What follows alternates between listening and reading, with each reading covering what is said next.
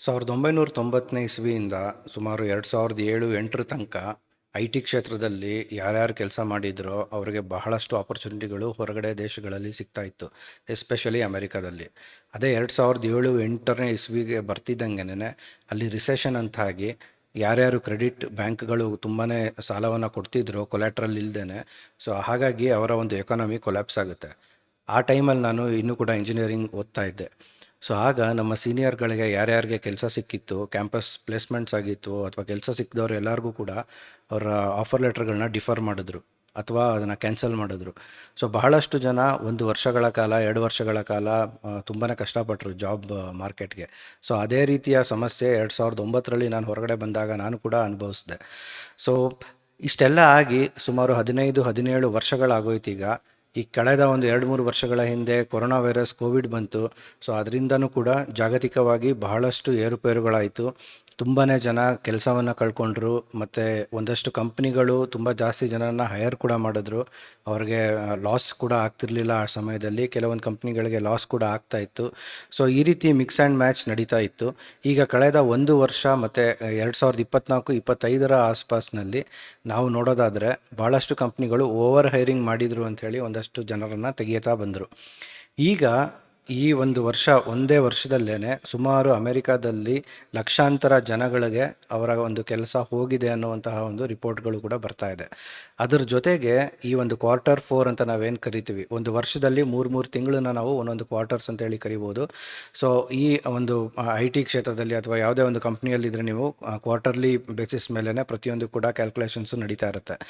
So ಈ ಒಂದು Q4 ಏನಿದೆ, ಅಕ್ಟೋಬರ್ ಸ್ಟಾರ್ಟಿಂಗಿಂದ ಅಥವಾ ಸೆಪ್ಟೆಂಬರಲ್ಲೇ ಶುರುವಾಯಿತು ಒಂದು ಲೇ ಆಫ್ಸ್ನ ಸೀಸನ್ನು. ತುಂಬಾ ಸಾವಿರಾರು ಜನರ ಒಂದು ಕೆಲಸಗಳು ಹೋಗ್ತಾ ಇದೆ ಮತ್ತು ಆಲ್ರೆಡಿ ಅನೌನ್ಸ್ ಕೂಡ ಮಾಡಿಬಿಟ್ಟಿದ್ದಾರೆ. ಭಾಳಷ್ಟು ಕಂಪ್ನಿಗಳು ಇದರಿಂದ ಇಂಪ್ಯಾಕ್ಟ್ ಕೂಡ ಆಗಿದ್ದಾವೆ. ಹಾಗೆಯೇ ಜಾಗತಿಕವಾಗಿ ಏನು ನಡೀತಾ ಇದೆ ಗೊತ್ತಿಲ್ಲ. ಒಂದು ಕಡೆ ಚೈನಾ ಜೊತೆಗಿನ ಒಂದು ಟ್ರೇಡ್ ವಾರ್ ಇರ್ಬೋದು, ಮತ್ತು ಟ್ರಂಪ್ ಹಾಕ್ತಿರುವಂತಹ ಒಂದು ಟಾರಿಫ್ಸ್ ಇರ್ಬೋದು, ರಷ್ಯಾ ಮತ್ತು ಉಕ್ರೇನ್ನ ಒಂದು ಯುದ್ಧ ಇರ್ಬೋದು, ಅಥವಾ ಮಿಡಲ್ ಈಸ್ಟಲ್ಲಿ ನಡೀತಿರುವಂತಹ ಗಲಾಟೆಗಳಿರ್ಬೋದು. ಕಾರಣ ಏನೇ ಇರ್ಬೋದು, ಆದರೆ ಇಂಪ್ಯಾಕ್ಟ್ ಆಗ್ತಾ ಇರೋದು ಎಂಪ್ಲಾಯೀಸ್ ಅಥವಾ ಕೆಲಸಕ್ಕೆ ಹೋಗುವಂತಹ ಶ್ರೀಸಾಮಾನ್ಯರು ಅಂತ ನಾವೇನು ಕರಿತೀವಿ ಅಂಥವ್ರು. ಸೊ ಇದರ ಒಂದು ನಿಟ್ಟಿನಲ್ಲಿ ನಾನು ಯೂಶಲಿ ವಾರಕ್ಕೊಂದು ನ್ಯೂಸ್ ಕಂಟೆಂಟ್ ಅಂತೇಳಿ ಮಾಡ್ತಾಯಿದ್ದೆ, ಕಾರ್ಪೊರೇಟ್ ಮತ್ತು ಟೆಕ್ನಾಲಜಿ ರಿಲೇಟೆಡ್. ಆದರೆ ಇವತ್ತಿನ ಈ ಒಂದು ನ್ಯೂಸ್ ಕಂಟೆಂಟಲ್ಲಿ ಲೇ ಆಫ್ಸ್ನ ಬಗ್ಗೆನೇ ನಾನು ಸ್ಪೆಸಿಫಿಕ್ಕಾಗಿ ಮಾಡುವಷ್ಟು ಕಂಟೆಂಟು ಈ ವಾರ ಸಂಗ್ರಹವಾಗಿದೆ. ಸೊ ಕಳೆದ 1 ತಿಂಗಳಲ್ಲಿ ಏನೇನೆಲ್ಲ ಆಗಿದೆ ಅಂಥೇಳಿ ನೋಡೋಣ ಬನ್ನಿ. ಸೊ ಅದಕ್ಕಿಂತ ಮುಂಚೆ ನೀವು ನಮ್ಮ ಚಾನಲ್ಗೆ ಇದೇ ಮೊದಲ ಬಾರಿಗೆ ಬರ್ತಾ ಇದ್ದೀರಾ ಅಂತ ಹೇಳಿದ್ರೆ, ನಾನು ಬೆಂಗಳೂರಿನಿಂದ GP tech stories in Kannada ಅನ್ನುವಂತಹ ಒಂದು ಚಾನಲ್ನ ಮಾಡ್ತಾ ಇರ್ತೀನಿ, ವಿಡಿಯೋಗಳನ್ನ ಮಾಡ್ತಾ ಇರ್ತೀನಿ. ಸೊ ಇಲ್ಲಿ ಭಾಳಷ್ಟು ಕಾರ್ಪೊರೇಟ್ ಮತ್ತು ಟೆಕ್ನಿಕಲ್ ರಿಲೇಟೆಡ್ ಕಂಟೆಂಟು, ನ್ಯೂಸು ಮತ್ತು ಕರೆಂಟ್ ಅಫೇರ್ಸು, ನಮ್ಮ ಜೀವನದಲ್ಲಿ ಏನೇನು ಟಚ್ ಆಗಬಹುದು ಟೆಕ್ನಾಲಜಿ ಆಸ್ಪೆಕ್ಟಿಂದ, ಸೊ ಆ ರೀತಿಯ ಒಂದು ಕರೆಂಟ್ ಅಫೇರ್ಸ್ಗಳನ್ನ ತೊಗೊತೀನಿ. ಮತ್ತು ಸೈನ್ಸ್ ಆ್ಯಂಡ್ ಟೆಕ್ನಾಲಜಿ ರಿಲೇಟೆಡ್ ವೀಡಿಯೋಗಳನ್ನ ಮಾಡಬೇಕು ಅಂತ ಅಂದ್ಕೊಂಡಿದ್ದೀನಿ. ಹಾಗೆ ಕೆಲವೊಂದು ಪಾಡ್ಕ್ಯಾಸ್ಟ್ಗಳು, ಈ ಇಂಡಸ್ಟ್ರಿಯಲ್ಲಿ ಯಾರು ಎಕ್ಸ್ಪರ್ಟೈಸ್ ಇರ್ತಾರೆ ಅಂಥವ್ರ ಜೊತೆ ಮಾತುಕತೆಯನ್ನು ನಡೆಸಿ, ಅದು ಯಾರು ಈಗ ಕಾಲೇಜಲ್ಲಿ ಇರ್ತಾರೆ ಅಂಥವ್ರಿಗೆ ಓದೋದಕ್ಕೆ, ಮಾಡೋದಕ್ಕೆ, ಅಥವಾ ಅವ್ರಿಗೆ ಮುಂದಿನ ಒಂದು ಕೆಲಸ ಕಾರ್ಯಗಳನ್ನ ಹುಡ್ಕೋದಕ್ಕೆ ಸಹಾಯವಾಗುವಂತಹ ಒಂದಷ್ಟು ಟಿಪ್ಸನ್ನು ಪಾಡ್ಕ್ಯಾಸ್ಟಲ್ಲಿ ಅಂಥ ಒಂದು ಕ್ವಶನ್ಸನ್ನು ಕೇಳ್ತಾ ಇರ್ತೀನಿ. ಸೊ ಅದ್ರ ಜೊತೆಗೆ ಒಂದಷ್ಟು ರಿವ್ಯೂಸನ್ನು ಕೂಡ ಮಾಡುವಂಥ ಪ್ಲ್ಯಾನ್ ಇದೆ. ಮತ್ತು ನಾನು ಇಷ್ಟು ವರ್ಷ ನನ್ನ ಒಂದು ಕೆರಿಯರಲ್ಲಿ ಮೆಡಿಕಲ್ ಡಿವೈಸಸ್ನ ಬಗ್ಗೆ ಅಥವಾ ಮೇಲೆ ಭಾಳಷ್ಟು ಕೆಲಸ ಮಾಡಿರೋದ್ರಿಂದ, ಸೊ ನನ್ನ ಮೈಂಡಲ್ಲಿ ಏನೇನು ನಾಲೆಡ್ಜ್ ಇದೆಯೋ ಅದನ್ನು ಕೂಡ ಶೇರ್ ಮಾಡೋ ನಿಟ್ಟಿನಲ್ಲಿ ಆಗಾಗ ಅದರ ಮೇಲೆ ಒಂದು ವೀಡಿಯೋಸ್ಗಳನ್ನ ಕೂಡ ಮಾಡ್ತಾ ಇರ್ತೀನಿ. ಇದ್ರ ಜೊತೆಗೆ SSLC PUC ಯಾರು ಓದ್ತಿರ್ತಾರೆ, ಡಿಗ್ರಿನಲ್ಲಿ ಇರ್ತಾರೆ, ಅಥವಾ ಅದಕ್ಕಿಂತ ಮುಂಚೆ ಯಾರ್ಯಾರು ಇರ್ತಾರೆ, ಸ್ಕೂಲಲ್ಲಿ ಇದ್ದಾಗಲೂ ಕೂಡ ಏನೇನೆಲ್ಲ ಮಾಡ್ಬೋದು, ಸೊ ಆ ರೀತಿಯ ಒಂದು ವಿಷಯಗಳನ್ನ ಇಟ್ಕೊಂಡು ಒಂದಷ್ಟು ಗೈಡೆನ್ಸ್ಗಳನ್ನ, ನನ್ನ ಸ್ವಂತ ಅನುಭವದ ಗೈಡೆನ್ಸ್ಗಳನ್ನ ಕೂಡ ನಾನು ಈ ಒಂದು ಪ್ಲೇಲಿಸ್ಟಲ್ಲಿ ಹಾಕಿದ್ದೀನಿ. ಸೊ ಸುಮಾರು 7 ಪ್ಲೇಲಿಸ್ಟ್ಗಳು ಇಲ್ಲಿ ತನಕ ನಾನು ಕ್ರಿಯೇಟ್ ಮಾಡಿದ್ದೀನಿ. ಸೊ ಯಾರಿಗೆ ಇಂಟ್ರೆಸ್ಟ್ ಇರುತ್ತೋ ಅವರು ಈ ಒಂದು ಚಾನಲ್ನಲ್ಲಿ ಇರುವಂತಹ ವೀಡಿಯೋಗಳನ್ನ ನೋಡ್ಬೋದು ಮತ್ತು ಬೇರೆಯವ್ರಿಗೆ ಕೂಡ ಶೇರನ್ನು ಮಾಡ್ಬೋದು. ಸೊ ಪ್ರಿಯ ವೀಕ್ಷಕರೇ, ನಾನು ನಿಮ್ಮ ಗಣೇಶ್ ಪ್ರಸಾದ್. ಬನ್ನಿ ಇವತ್ತಿನ ವಿಡಿಯೋನ ಸ್ಟಾರ್ಟ್ ಮಾಡೋಣ. ಸೊ ನಾನು ಹೇಳ್ದಂಗೆ ಕಳೆದ ಒಂದು ತಿಂಗಳಲ್ಲಿ ನಾವು ಭಾಳಷ್ಟು ಕಂಪ್ನಿಗಳನ್ನ ನಾವು ಟ್ರ್ಯಾಕ್ ಮಾಡ್ತಾ ಇದ್ದರೆ ಸಾವಿರ ಗಟ್ಟಲೆ ಎಂಪ್ಲಾಯಿಗಳ ಒಂದು ಕೆಲಸ ಹೋಗಿದೆ. ಅದರಲ್ಲಿ ಮೊಟ್ಟ ಮೊದಲನೇದಾಗಿ ಆಕ್ಸೆಂಚರ್ ಅವರು ಲೇ ಆಫನ್ನು ಅನೌನ್ಸ್ ಮಾಡಿದರು. ಸುಮಾರು 11,000 ಜನನ್ನ ಅವರು ಇದರಿಂದ ಕಿತ್ತಾಕಿದ್ದಾರೆ ಕಂಪ್ನಿಯಿಂದ. ಸೊ AI ರೀಸ್ಕಿಲಿಂಗ್ ಸ್ಟ್ರಾಟಜಿ ಅಂಥೇಳಿ ಅವ್ರು ಕೊಟ್ಟಿದ್ದಾರೆ ರೀಸನ್ನು. ನಾವು ಈ ಒಂದು ರೀಸನ್ಗಳ ಬಗ್ಗೆ ಅಷ್ಟು ಎಲ್ಲ ಕಾಮನ್ ಆಗಿ ಹೇಳ್ತಾ ಇರೋದು AI ಮತ್ತು ಜಾಸ್ತಿ ಹೈರಿಂಗ್ ಮಾಡಿದರು, ಆ ಒಂದು ಜಾಸ್ತಿ ಹೈರಿಂಗ್ ಮಾಡಿದಂತಹ ಜನರನ್ನ ಕಿತ್ತಾಕ್ತಾ ಇದ್ದಾರೆ ಅಂತ. ಬಟ್ ನನಗನ್ಸೋದು ಇದು ಸಮಥಿಂಗ್ ಎಲ್ಸ್, ಲೈಕ್ ಎಕನಾಮಿಕಲಿ ಏನೋ ನಡೀತಾ ಇದೆ ಅಂಥೇಳಿ. AI ಈಗ ತಾನೇ ಬಂದಿರೋದು, ಇನ್ನೂ ಕೂಡ ಅಡಾಪ್ಟೇಷನ್ಸ್ ನಡೀತಾ ಇದೆ ಕಂಪ್ನಿಗಳಲ್ಲಿ, ಇನ್ವೆಸ್ಟ್ಮೆಂಟ್ಸ್ ನಡೀತಾ ಇದೆ. ಬಹಳಷ್ಟು ಕ್ವಿಕ್ಕಾಗಿ ಇಷ್ಟೊಂದು ದೊಡ್ಡ ಮೊತ್ತದಲ್ಲಿ ಜನರನ್ನ ಕಿತ್ತಾಕ್ತಿರೋದು, it's like something fishy going on. So ಇದು ಮೊಟ್ಟ ಮೊದಲನೇ ಕಂಪ್ನಿ. ಇದಾದಮೇಲೆ ನೆಕ್ಸ್ಟು BNPL ಅಂತ. ನಾವು ಅಮೆಝಾನ್ ಮತ್ತು ಫ್ಲಿಪ್ಕಾರ್ಟ್ ಯಾವುದೇ ಒಂದು ಆರ್ಡರ್ ಪ್ಲೇಸ್ ಮಾಡಬೇಕಾದ್ರೆ ನೀವು ನೋಡಿರ್ಬೋದು, ಸಿಂಪಲ್ ಕಂಪ್ನಿ ಅವ್ರದ್ದು SIMPL ಅಂತ. ಸೊ ಅವರು ಲೈಕ್ ಅವರೊಂದು ಆಪ್ಷನನ್ನು ಕೊಟ್ಟಿದ್ದರು, ಬೈ ನೌ ಪೇ ಲೇಟರ್ ಅನ್ನುವಂತಹ ಒಂದು ಫೀಚರು.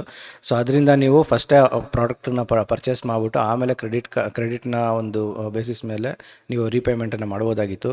ಸೊ ಈ ಕಂಪ್ನಿಗೆ reserve bank of India like halt ಮಾಡೋದಕ್ಕೆ ಹೇಳಿರೋದ್ರಿಂದ ಸುಮಾರು 100 ಎಂಪ್ಲಾಯಿಗಳು ಅವರ ಒಂದು ಕಂಪ್ನಿಯಿಂದ ಲೇ ಆಫ್ ಆಗಿದ್ದಾರೆ ಅಂಥೇಳಿ ಒಂದು ನ್ಯೂಸನ್ನು ಕೂಡ ನೋಡಿದೆ.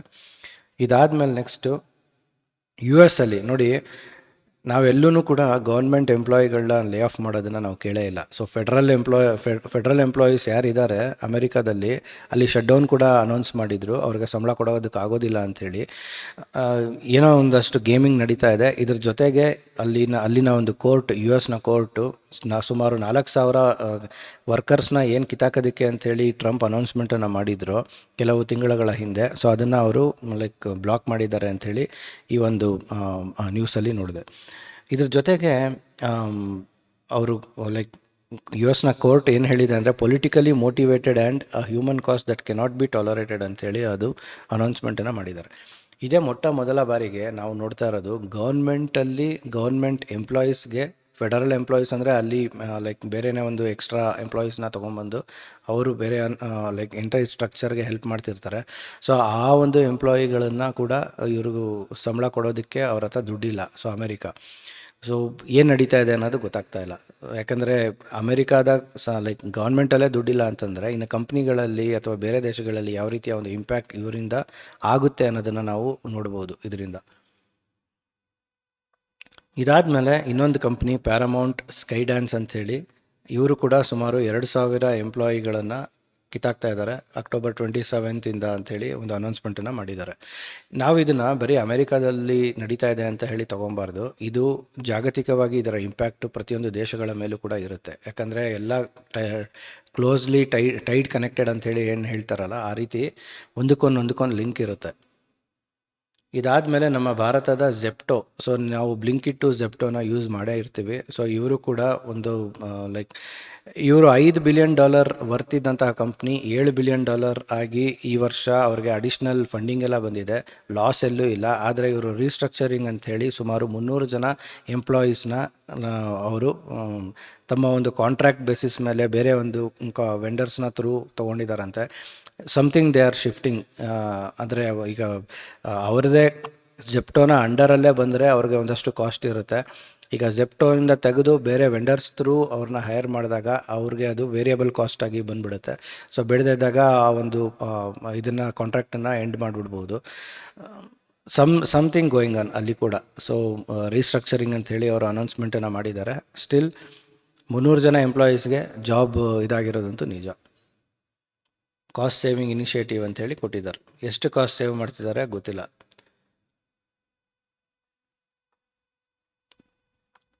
ಇದಾದಮೇಲೆ ಅಪ್ಲೈಡ್ ಮೆಟೀರಿಯಲ್ಸ್, ನೀವು ಕೇಳಿರ್ತೀರ ಕಂಪ್ನಿ, ಸೆಮಿಕಂಡಕ್ಟರ್ನ ಕಂಪ್ನಿ.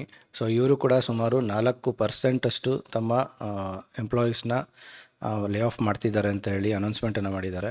ಸುಮಾರು 1,400 ಜಾಬ್ಸ್. ಇದು ವರ್ಲ್ಡ್ ವೈಡ್ ಇಂಪ್ಯಾಕ್ಟ್ ಇರುತ್ತೆ. ಭಾರತದಲ್ಲೂ ಬೆಂಗಳೂರಲ್ಲೂ ಕೂಡ ಅಪ್ಲೈಡ್ ಮೆಟೀರಿಯಲ್ಸ್ ಕಂಪ್ನಿ ಇದೆ. ಸೊ ಎಷ್ಟು ಜನ ಬೆಂಗಳೂರಲ್ಲಿ ಇಂಪ್ಯಾಕ್ಟ್ ಆಗಿದ್ದಾರೆ ಅನ್ನೋ ನ್ಯೂಸ್ ಇನ್ನೂ ಕೂಡ ಬರಬೇಕು. But 4% of the work force ಅಂಥೇಳಿ ಅನೌನ್ಸ್ಮೆಂಟನ್ನು ಮಾಡಿದ್ದಾರೆ.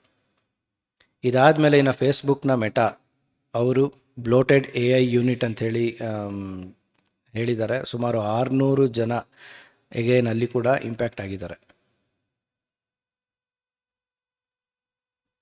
ಸೊ ನೀವು ಇಲ್ಲಿ ನೋಡ್ಬೋದು, artificial intelligence unit as the company looks to reduce layers and operate more nimbly a spokesperson confirmed. ಏನಿದು ಲೇಯರ್ಸ್ ಅಂತ ಹೇಳಿದ್ರೆ ಮಿಡ್ ಲೆವೆಲ್, ಈಗ ಟೀಮ್ ಲೀಡರ್ಸು, ಪೀಪಲ್ ಮ್ಯಾನೇಜರ್ಸು, ಇವ್ರನ್ನೆಲ್ಲ ಇಂಪ್ಯಾಕ್ಟೆಡ್ ಇದರಲ್ಲಿ ನೋಡ್ಬೋದು ನೀವು. ಈ ಒಂದು ವೇವಲ್ಲಿ ನಡೀತಾ ಇರೋದು ಕಳೆದ ಸುಮಾರು ತಿಂಗಳಿಂದ ನಡೀತಾ ಇರುವಂತಹ ಒಂದು ಇಶ್ಯೂನೇ ಅದು. ಸೊ ಮಿಡ್ ಲೆವೆಲಲ್ಲಿ ಭಾಳಷ್ಟು ಇಂಪ್ಯಾಕ್ಟ್ ನಡೀತಾ ಇದೆ ಅಂಥೇಳಿ ಎಲ್ಲ ಕಂಪ್ನಿಗಳಲ್ಲೂ ಕೂಡ ಕಾಮನ್ ಆಗಿ ನೋಡ್ಬೋದು. ಎ ಐ ಅಂತೇಳಿ ಹೇಳ್ತಾರೆ, ಅವರ ಶಿಫ್ಟ್ ಎ ಐ ಕಡೆಗೆ ಹೋಗ್ತಾ ಇದ್ದಾರೆ ಅಂತ. ಬಟ್ ಸ್ಟಿಲ್ ಇಂಪ್ಯಾಕ್ಟ್ ನಡೀತಾ ಇರೋದೆಲ್ಲ ಮಿಡ್ ಲೆವೆಲ್ ಕೆರಿಯರ್ ಇರುವಂಥವ್ರಿಗೆ. ಇದು ಲಾರ್ಜೆಸ್ಟ್, ಇದು ನಾನು ನೋಡಿದ ತಕ್ಷಣ ಶಾಕ್ ಆಗಿಬಿಟ್ಟೆ. UPS ಅನ್ನೋದು ಒಂದು ಕಂಪ್ನಿ, ಡೆಲಿವರಿ ಮಾಡುವಂತಹ ಕಂಪ್ನಿ. ಅವರು ಸುಮಾರು 48,000 ಜನನ್ನ ಲೈಕ್ ತೆಗಿತಾ ಇದ್ದಾರೆ ಅಂತ ಹೇಳಿದ್ರೆ it's two huge.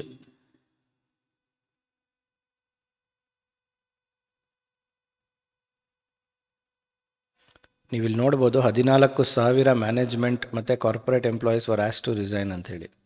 Cost cutting initiative ಅಂತ. ಸೊ ಏನು ನಡೀತಾ ಇದೆ, ಯಾಕೆ ಅನ್ನೋದು ಗೊತ್ತಿಲ್ಲ. ಯಾಕಂದರೆ ಇವರು ಕೂಡ ಅಮೆಝಾನ್ನ ಜೊತೆ ಬಹಳಷ್ಟು ಡೈರೆಕ್ಟ್ ಇದೆ ಇವ್ರಿಗೆ ಡೀಲ್ ಇದೆ, ಪಾರ್ಟ್ನರ್ಸ್ ಇದ್ದಾರೆ. ಬಟ್ ಸ್ಟಿಲ್ ಇಷ್ಟೊಂದು ದೊಡ್ಡ ಮೊತ್ತದಲ್ಲಿ ಲೇ ಆಫ್ ಆಗಿರೋದು ಆಶ್ಚರ್ಯ. ಇನ್ನು ಟಾರ್ಗೆಟ್ ಅನ್ನುವಂತಹ ಕಂಪ್ನಿ, ಅಲ್ಲಿನ ಟಾರ್ಗೆಟ್ ಅನ್ನೋದು ಇಲ್ಲಿ ಹೆಂಗೆ ಬಿಗ್ ಬಜಾರ್, ಮೋರ್, ರಿಲಯನ್ಸ್ ಈ ರೀತಿ ಎಲ್ಲ ಇದೆಯಲ್ಲ, ಸೊ ಅದೇ ರೀತಿ ಅಮೆರಿಕಾದ ಟಾರ್ಗೆಟ್ ಕಂಪನಿ ಅಲ್ಲಿ ಕೂಡ ಸುಮಾರು 1,800 ಕಾರ್ಪೊರೇಟ್ ರೋಲ್ಗಳನ್ನು ಕಿತ್ತಾಕ್ತಾ ಇದ್ದಾರೆ ಅಂಥೇಳಿ ಒಂದು ಅನೌನ್ಸ್ಮೆಂಟನ್ನು ಮಾಡಿದ್ದಾರೆ. ಅದರಲ್ಲಿ ಭಾರತದಲ್ಲಿ ಸುಮಾರು 150 ಜನಕ್ಕೆ ಇಂಪ್ಯಾಕ್ಟ್ ಆಗಿದೆ ಅಂತ. ಒಂದು ಕಾಲ ಇತ್ತು, ಬೇರೆ ದೇಶಗಳಲ್ಲಿ ಲೈಕ್ ಜಾಬ್ ಕಟ್ಸ್ ಆದರೆ ಭಾರತದಲ್ಲಿ ಅದರ ಇಂಪ್ಯಾಕ್ಟ್ ತುಂಬಾ ಕಡಿಮೆ ಇರ್ತಿತ್ತು ಅಥವಾ ಜೀರೋ ಇರ್ತಿತ್ತು. ಆದರೆ ಈಗ ಹಾಗಲ್ಲ. ಅಮೆರಿಕಾದಲ್ಲಿ ಜಾಬ್ ಕಟ್ಸ್ ಆದರೆ ಗ್ಲೋಬಲಿ ಪ್ರತಿಯೊಂದು ದೇಶಗಳಲ್ಲೂ ಕೂಡ ಒಂದಷ್ಟು ಪರ್ಸೆಂಟ್ನ ಜಾಬ್ ಕಟ್ಸ್ ಆಗೇ ಆಗುತ್ತೆ. ಸೊ ಈಗ it's all 1-to-1 Tide. So ಆ ಒಂದು ದಿನಗಳು ಹೋಯಿತು, ಲೈಕ್ ಸೇಫ್ ಇದ್ದಿದ್ದು. ಈಗ ಕಾಸ್ಟ್ ರಿಲೇಟೆಡ್ ನೀವು ಕಂಪ್ಯಾರಿಸನಲ್ಲಿ ಕೂಡ ಭಾರತದ ಸ್ಯಾಲ್ರಿಗಳು ಬೇರೆ ದೇಶದ ಸ್ಯಾಲ್ರಿಗಳ ಮೊತ್ತಕ್ಕೆ ಬರ್ತಾ ಇದೆ. ಆದರೆ ಭಾರತದಲ್ಲಿನ ಇನ್ಫ್ಲೇಷನ್ ಮತ್ತು ನಮಗೆ ಕೊಡುವಂತಹ ರಿಟರ್ನ್ಸ್ ಇಲ್ಲಿ ಆ ದೇಶಗಳಿಗೆ ಕಂಪೇರ್ ಮಾಡಿದಾಗ ತುಂಬಾ ಕಡಿಮೆ ಇರುತ್ತೆ. ಬಟ್ ಸ್ಟಿಲ್ ನಮ್ಮ ಇನ್ಫ್ಲೇಷನ್ ನಮ್ಮ ಸ್ಯಾಲ್ರಿನ ತಿಂತಾ ಇದೆ ಮತ್ತು ನಮ್ಮ ಜಾಬ್ಸನ್ನ ಕೂಡ ತಿಂತಾ ಇದೆ. ಇನ್ನು ನೆಕ್ಸ್ಟು ಅಮೆಝಾನ್ ಸುಮಾರು 30,000 ಕಾರ್ಪೊರೇಟ್ ಜಾಬ್ಗಳನ್ನು ಕಟ್ ಮಾಡೋದ್ರಲ್ಲಿ ಇದ್ದಾರೆ ಅಂಥೇಳಿ ಹೋದ ಟ್ಯೂಸ್ಡೇ ಅನೌನ್ಸ್ಮೆಂಟನ್ನು ಮಾಡಿದಾರಂತೆ. ಯಾರ್ಯಾರು ಕಂಪ್ನಿಗೆ ಹೋಗೋಕ್ಕಿಂತ ಮುಂಚೆನೇ ಲೈಕ್ ಒಂದು SMS ಮುಖಾಂತರ ಅವ್ರಿಗೆ ಅನೌನ್ಸ್ಮೆಂಟನ್ನು ಮಾಡಿದ್ರಂತೆ. ನಾವೊಂದು ರಿಪೋರ್ಟಲ್ಲಿ ನೋಡ್ತಾ ಇದ್ದೆ, ಒಂದಷ್ಟು ಜನರಿಗೆ ನೀವು ಇಮೇಲನ್ನು ನೋಡಿ ಚೆಕ್ ಮಾಡಿ, ನಿಮ್ಮ ಒಂದು 3 ತಿಂಗಳಿಗೆ ನಿಮ್ಮ ಏನೋ ಒಂದು ನೋಟಿಸ್ ಪೀರಿಯಡ್ ಇರುತ್ತೆ, ಅಷ್ಟರ ಒಳಗಡೆ ನಿಮಗೆ ಆ ಒಂದು ಸ್ಯಾಲ್ರಿಗಳನ್ನ ಹಾಕ್ತೀವಿ, ಸೊ ನೀವೇನು ಕಂಪ್ನಿಗೆ ಬರೋದು ಬೇಡ ಅಂಥೇಳಿ ಈ ರೀತಿಯ ಒಂದು SMS ಅವರ ಒಂದು ಕಂಪ್ನಿಯ ಎಂಪ್ಲಾಯಿಗಳಿಗೆ, ಇಂಪ್ಯಾಕ್ಟೆಡ್ ಎಂಪ್ಲಾಯಿಗಳಿಗೆ ಕಳಿಸಿದಾರಂತೆ.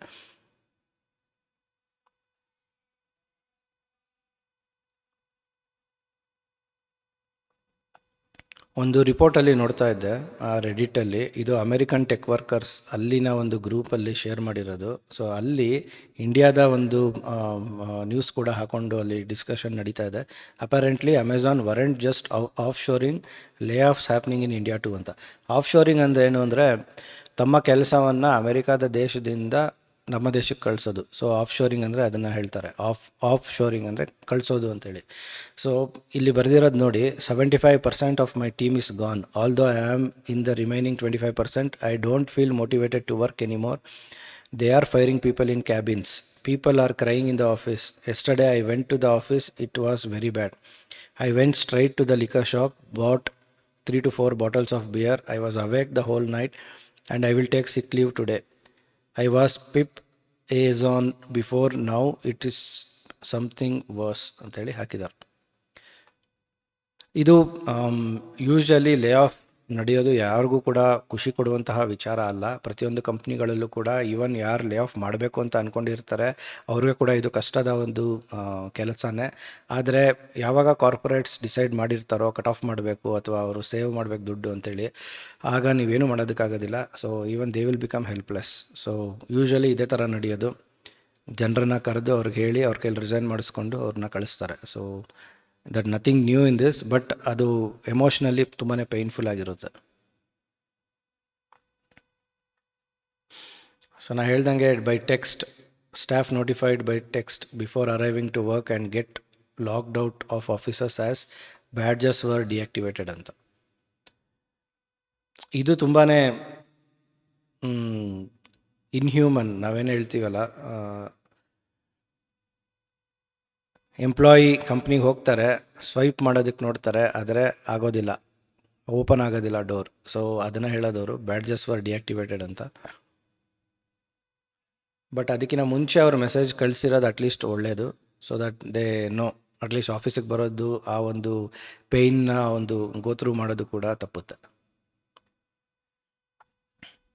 ಸೊ ಭಾರತದಲ್ಲಿ ಸುಮಾರು 1,500 ಎಂಪ್ಲಾಯೀಸ್ ಅಂತೆ. 30,000 ಏನು ಅನೌನ್ಸ್ಮೆಂಟ್ ಮಾಡಿದಾರೋ, ಸೊ ಅದರಲ್ಲಿ 1,500 ಎಂಪ್ಲಾಯಿಗಳು ಭಾರತದಲ್ಲಿ ಇಂಪ್ಯಾಕ್ಟ್ ಆಗಿದೆ, ಅಂದರೆ ಅವರ ಒಂದು ಜಾಬ್ಸ್ ಹೋಗಿದೆ ಅಂಥೇಳಿ ಈ ಒಂದು ರಿಪೋರ್ಟಿಂದ ನೋಡ್ಬೋದು ನಾವು. ಎಲ್ಲರೂ ಕೂಡ ಎಲ್ಲ ಲೇಯರ್ಸಲ್ಲೂ ಕೂಡ ಇಂಪ್ಯಾಕ್ಟ್ ಆಗಿದೆ ಅಂತ. Next microchip. So microchip company ಕೂಡ ಭಾರತದಲ್ಲಿ ಬೆಂಗಳೂರಲ್ಲಿ ಇದೆ. ಸೊ ಇಲ್ಲಿ ಕೂಡ 63 ಎಂಪ್ಲಾಯಿಗಳು, ಬಟ್ ಅವ್ರು ಹೇಳೋದು ಇದು ಅಮೆರಿಕನ್ ಇದಕ್ಕೆ ಅಂತೇಳಿ, ಅಂದರೆ ಅಲ್ಲಿನ ಒಂದು ಸೈಟಲ್ಲಿ 63 ಜನಕ್ಕೆ ಇಂಪ್ಯಾಕ್ಟ್ ಆಗಿದೆ ಅಂತ. ಬಟ್ ಸ್ಟಿಲ್ ಇದರ ಒಂದು ಇಂಪ್ಯಾಕ್ಟ್ ಗ್ಲೋಬಲಿ ಇದ್ದೇ ಇರುತ್ತೆ. ನೀವು ಇಲ್ಲಿ ನೋಡ್ಬೋದು 2,000 ಜಾಬ್ಸ್ ಗ್ಲೋಬಲಿ ಅಂತೇಳಿ. ಸೊ ಅದರಲ್ಲಿ 330 ಜಾಬ್ಸು ಅಮೆರಿಕಾದಲ್ಲಿ ಅಂತೇಳಿ.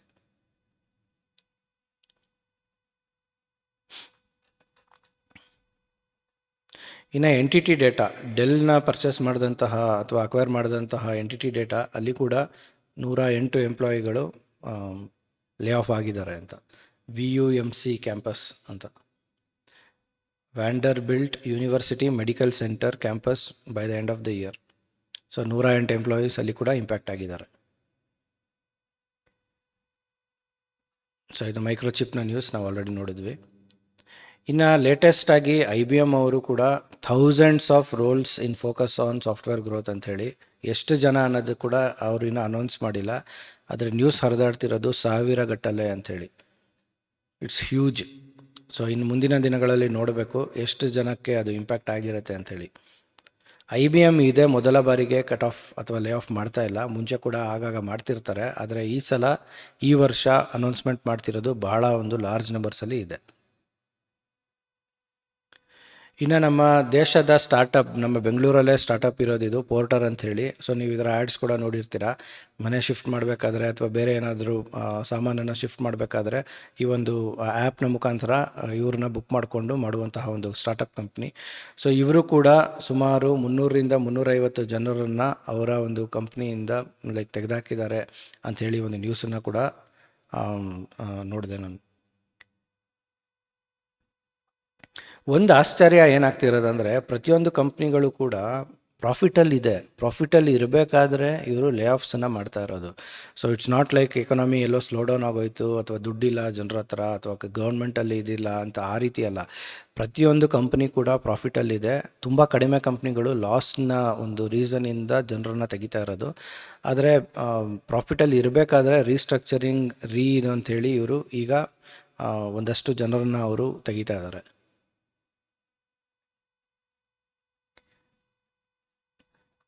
ಇನ್ನೊಂದು PwC ಅನ್ನುವಂತಹ ಕಂಪ್ನಿ, ಅದು ಕೂಡ ಸುಮಾರು 5,600 ಜನರನ್ನು ಲೇ ಆಫ್ ಮಾಡಿದಾರಂತೆ. ಸೊ ಅವರು ನೆಕ್ಸ್ಟು 5 ವರ್ಷಗಳಲ್ಲಿ 1 ಲಕ್ಷ ಜನರನ್ನು ಹೈರ್ ಮಾಡಬೇಕು ಅಂತ ಪ್ಲ್ಯಾನ್ ಇಟ್ಕೊಂಡಿದ್ರಂತೆ. ಆದರೆ AI ಮಧ್ಯ ಬಂದಿದ್ದರಿಂದ ಭಾಳಷ್ಟು ಟ್ರಾನ್ಸಿಷನ್ಗಳು ನಡೀತಾ ಇದೆ. ಸೊ ಹಾಗಾಗಿ ಆ ಒಂದು ಪ್ಲ್ಯಾನನ್ನು ಸ್ಟಾಪ್ ಮಾಡ್ತಾ ಇದ್ದಾರಂತೆ. ಸೊ AI ಏನು ಮಾಡುತ್ತೆ ಅನ್ನೋದು ಯಾರಿಗೂ ಕೂಡ ಇನ್ನೂ ಕೂಡ ಕರೆಕ್ಟಾಗಿ ಗೊತ್ತಿಲ್ಲ, ಯಾವ ರೀತಿ ಯೂಸೇಜ್ ಇದೆ.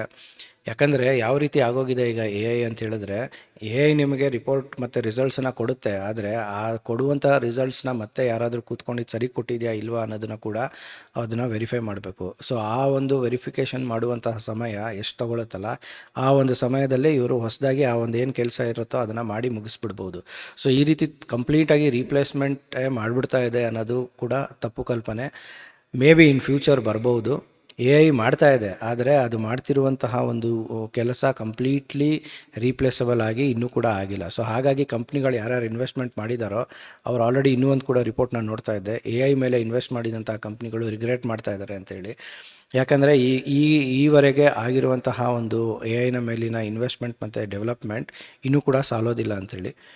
ನೋಡೋಣ ಮುಂದಿನ ದಿನಗಳಲ್ಲಿ. ಇಷ್ಟೇ ಮಾಡ್ತಾ ಇದೆ ಎ ಐ, ಇನ್ನೂ ಕೂಡ ಇಂಪ್ರೂವ್ಮೆಂಟ್ ಆಗುತ್ತೆ.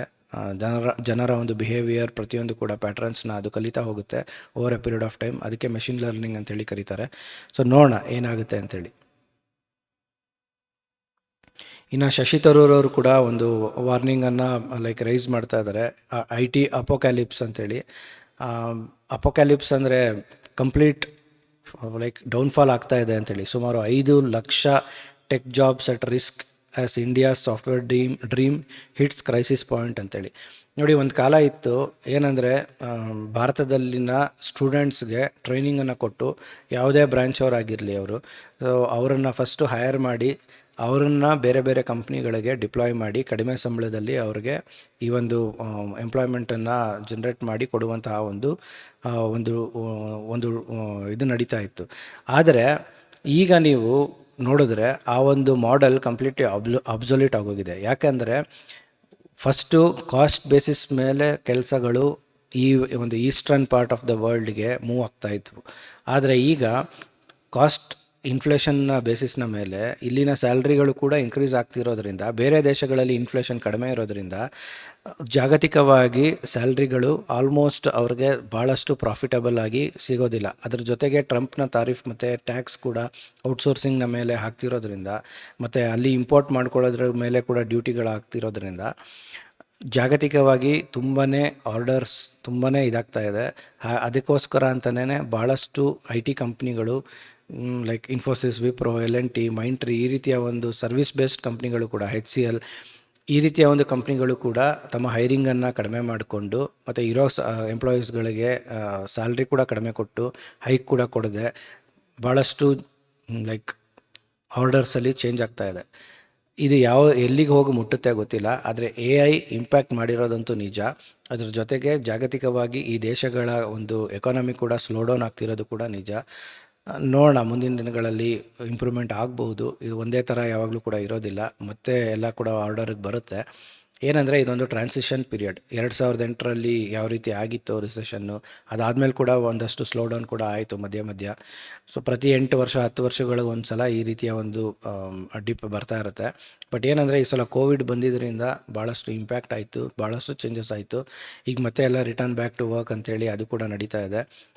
ಸೊ ಭಾಳಷ್ಟು ಚೇಂಜಸ್ ನಡೀತಾ ಇದೆ. ನೋಡೋಣ ಇನ್ನು ನೆಕ್ಸ್ಟ್ ಕ್ವಾರ್ಟರಲ್ಲಿ ಅಟ್ಲೀಸ್ಟ್ ಒಂದಷ್ಟು ಹೈರಿಂಗ್ ನಡೆಯುತ್ತಾ, ಅಥವಾ ಏಪ್ರಿಲ್ ಆದಮೇಲೆ ಯಾವ ರೀತಿ ಇರುತ್ತೆ ಗೊತ್ತಾಗುತ್ತೆ.